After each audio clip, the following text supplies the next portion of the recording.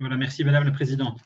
Euh, Ma question va dans le même sens que la précédente, hein. Elle concerne la situation de répression en Égypte ainsi que le traitement des prisonniers d'opinion.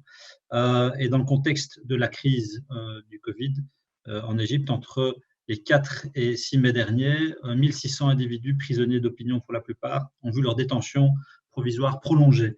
Ces décisions ont été prises sans que les intéressés n'aient pu assister aux audiences et alors que les avocats n'étaient pas autorisés à présenter leur plaidoirie. Certains de ces inculpés sont emprisonnés depuis plus de 2 ans dans l'attente de l'instruction du parquet de la sûreté de l'État.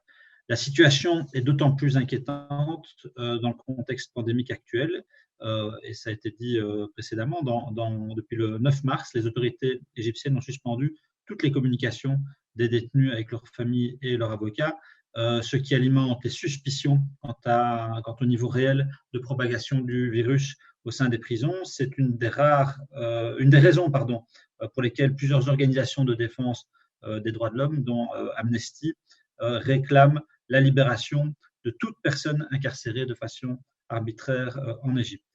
Voici mes questions, Monsieur le Ministre. Quelles sont les informations dont vous disposez à ce sujet, et notamment via notre représentation diplomatique sur place, et quelles sont les positions défendues sur ce point par la Belgique, tant sur le plan bilatéral qu'au sein de l'Union européenne et du Conseil de sécurité des Nations unies. Voilà, je vous remercie. Oui, merci Madame la Présidente.